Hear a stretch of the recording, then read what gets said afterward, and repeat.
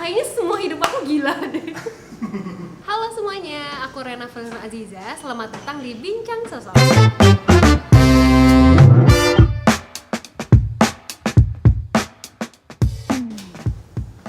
Katanya menang Mojang. Aduh, bukan menang sih, tepatnya lebih ke dapat amanah dari Allah gitu. Untuk Sebagai jadi Mojang? Mojang Kabupaten Bandung sama Jawa Barat juga alhamdulillah. Itu tuh apa sih Mojang-Mojang itu? Sebenarnya Mojang itu duta wisata sih, karena di bawah di bawah Dinas Pariwisata di Kabupaten dan Jawa Barat, tapi dalam penugasannya itu malah lebih ke semuanya. Jadi semua aspek itu kadang kita bahas, kadang kalau ada acara apa kita juga ikut gitu dalam serta jadi panitia ataupun ikut serta dalam pembangunannya, dalam perencanaannya juga gitu. Jadi kamu tahu banget dong aktivitas pemerintah Kabupaten Bandung. Nggak tahu semua lah pasti, tapi kalau pariwisatanya lebih tahu sih daripada dinas lainnya, tapi ya seenggaknya tahu sedikit gitu. Sedikit ya. Iya. Sebetulnya ketika kamu jadi Mojang, apa sih yang kamu rasakan manfaat jadi ikutan kompetisi itu, terus jadi itu, jadi dapat jadi Mojang, gitu. Manfaatnya apa sih sebetulnya? Sebenarnya banyak banget ya. Kenapa? Karena di saat kita terpilih jadi suatu sosok, otomatis kita tuh lebih dilihat sama orang banyak. Tetapi di sisi lain kita juga menjadi ada tanggung jawab lebih untuk menjadi sosok yang bermanfaat untuk masyarakat. Jadi contoh yang baik, bagaimana kita berperilaku, bagaimana kita berbicara, bagaimana kita menyebarkan manfaat itu sih. Jadi di satu sisi itu merubah hidup aku sekarang, dari Rena yang dulu ke Rena yang sekarang juga jadi berubah. Kenapa? Karena terbawa jadi Mojang itu. Jadi kehidupan dan pribadi aku juga jadi lebih baik sekarang sih. Coba sebutin setiga mungkin ya atau beberapa menurut kamu kebaikan dan kejelekan dari dunia pariwisata di Kabupaten Bandung. Oke. Kalau yang bagusnya di Kabupaten Bandung itu alamnya sih menurut aku. Kabupaten Bandung salah satu daerah yang paling banyak alamnya. Kenapa? Karena kalau kota Bandung kita juga tahu ya rata-rata itu benar-benar urban banget, jadi kebanyakan ya mall terus dan lainnya. Tapi kalau Kabupaten Bandung itu benar-benar alam. Jadi menurut aku Kabupaten Bandung itu nggak usah banyak usaha untuk menciptakan sebuah destinasi wisata. Kenapa? Karena memang alamnya juga udah bagus. Contohnya kayak Kawah Putih, emang dibuat oleh orang-orang enggak, karena itu tercipta sendiri gitu oleh Tuhan.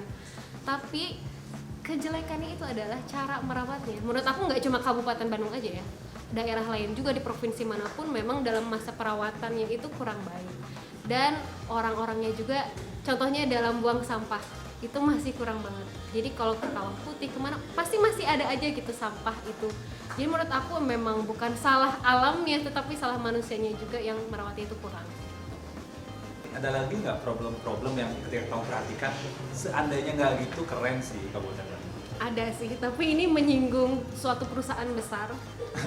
Kalau aku nyebutin nanti, wah ada masalah, nanti aku diketok-ketok tukang bakso nanti.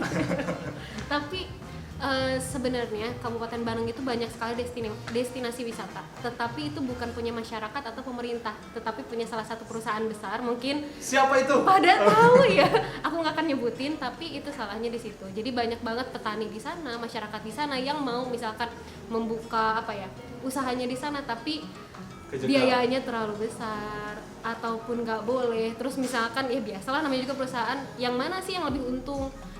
Misalnya saudaranya dulu deh, atau yang paling banyak ngeluarin duitnya siapa deh, kayak gitu aja sih menurut aku. Itu sih. Jadi kalau misalkan perusahaan itu memberikan leluasa yang lebih banyak, mungkin menurut aku akan lebih baik sih. Oke, menurut kamu kalau balik lagi ke isu tadi, apa sih pentingnya anak muda peduli sama isu-isu sosial? Wah, penting banget sih. Kenapa? Karena kalau kita nggak tahu isu sekarang, mau itu isu sosial, politik dan lainnya, kita nggak akan bisa berkembang. Kan kita harus tahu, oh iya dunia luar itu sekarang seperti apa ya. Kita harus bisa menyesuaikan dan kita harus tahu memilih yang benar, memilih yang salah itu seperti apa. Jadi kita harus tahu gitu ke depannya mau ngapain sih gitu supaya kita berkembang, supaya kita maju ke depan. Gitu. Terus gimana caranya sih supaya kita terlibat dalam satu gerakan sosial atau punya kepedulian terhadap isu sosial? Apa sih yang bisa dilakuin pertama gitu? Kalau versi aku pribadi ya, kalau lebih ke sosial sih kita ngikutin acara-acara atau kita biasanya kalau apalagi sekarang kan banyak media sosial, kita tinggal lihatlah salah satu media sosial yang baik, kita liatin aja terus, insya Allah gitu, itu menjadi apa ya, mendapatkan motivasi agar berbuat baik, agar oh ya kayaknya aku bisa nih melakukan sesuatu untuk daerah kita gitu. Karena kan susah ya sebenarnya gini, kalau kita peduli terhadap suatu daerah berarti kan tercipta juga empati, simpati kita, dan menumbuhkan rasa simpati dan empati itu yang sulit sebenarnya. Kalau cara aku pribadi, gimana cara untuk menumbuhkan simpati dan empati itu, kita harus terjun langsung biasanya ke daerah yang membutuhkan. Contoh kayak bulan-bulan ini kayaknya bentar lagi banjir nih, misalkan ada yang banjir, kalau aku pribadi biasanya langsung ke sana ikut, oh ya ternyata aku lebih baik ya dibanding yang lain. Jadi ada rasa bersyukurnya juga kan, terus kita membantunya juga. Akhirnya di saat kita merasa oh ya aku bersyukur gitu, biasanya kita terus termotivasi untuk berbuat yang baik lagi gitu. Terus biasanya kalau kita ikut gerakan sosial tertentu itu selalu bentrok tuh antara kepentingan pribadi dan kepentingan orang banyak, benar nggak sih? Iya. Nah, kamu sendiri ngebaginya gimana sih? Atau sebenarnya nggak dibagi gitu? Kalau aku sebenarnya ngebagi, kenapa ya? Karena sebenarnya waktu kita tuh sama, semua orang, mau itu presiden, siapapun presiden kita atau kita pun orang manapun, itu punya waktu yang sama 24 jam. Tapi kan dibagi-bagi ya. Kalau aku pribadi ngebaginya dengan 8 jam tidur, 8 jam bekerja, itu produktif kita. Nah 8 jam sisanya tuh untuk apa?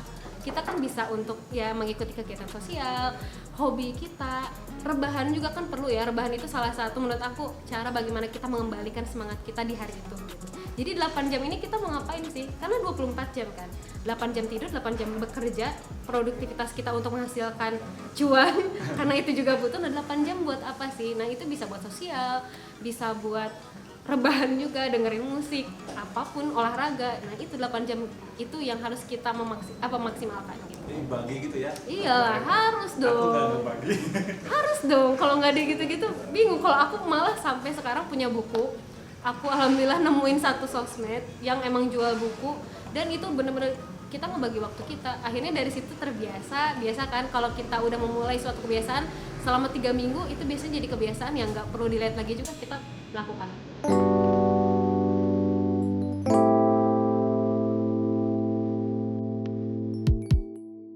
Tanya cepat, kamu harus jawab cepat. Asal jangan nanya ini aja, nomor 1, 2, 3, jangan ya. Nanya duluan atau ditanya duluan? Nanya duluan. Karena aku orangnya lebih sosial sih, jadi aku tuh lebih suka apa ya, mendekat daripada orang lain yang mendekat. Kenapa? Karena aku suka menyapa orang gitu. Jadi ya udah, karena orang lain biasanya pemalu. Kalau aku nggak pemalu, mungkin ini jadi nyapa orang. Bahkan ada orang yang takutnya nyapa Rena. Jadi karena kata-kata itu, jadi ya udah mendingan aku nyapa dulu ke orang lain. Gak apa-apa sih, lebih baik SKSD daripada disangka sombong. Mendengar atau bicara? Mendengar. Karena dari mendengar itu aku mendapatkan sesuatu. Tapi kalau aku berbicara, aku takut menyakiti orang lain. Karena menurut aku mulut itu pedang. Bisa jadi aku berkata salah yang menyakiti orang, kan bisa jadi benar. Tapi kalau kita mendengarkan, kita mendapatkan ilmu, kita juga dapat insight baru, dan mungkin di saat kita mendengarkan seseorang, kita juga bisa menenangkan seseorang.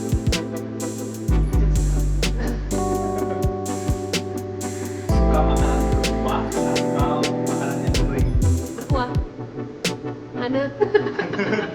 Jadi supaya nggak seret gitu ya. Kalau kering kan ya Allah suka seret, pengen minum juga. Kalau berkuah kan nggak usah minum juga, udah enak gitu. Jadi wanita karir atau ibu rumah tangga? Ibu rumah tangga.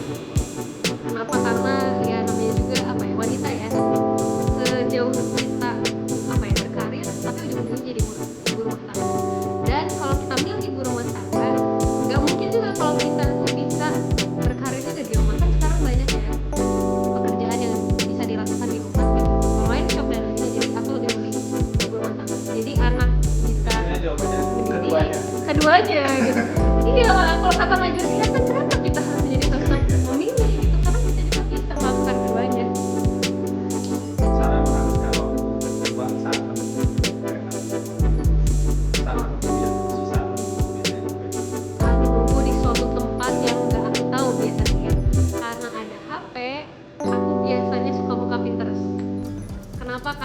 Pinterest atau Google. Kenapa? Karena aku suka mencari ide. Jadi kalau aku punya ide, misalkan kayak sekarang kan buka bisnis, ya udah aku buka Pinterest aja, terus cari informasi, cari ide-ide. Oh ya ternyata ini bisa dipakai nih buat aku ide bisnis. Atau misalkan kita googling sesuatu yang kita sukai, ya udah tinggal itu aja terus kita tulis di notebook kita atau di notes di HP kita gitu. Kalau aku atau nge-YouTube juga sih bisa terkadang gimana mood.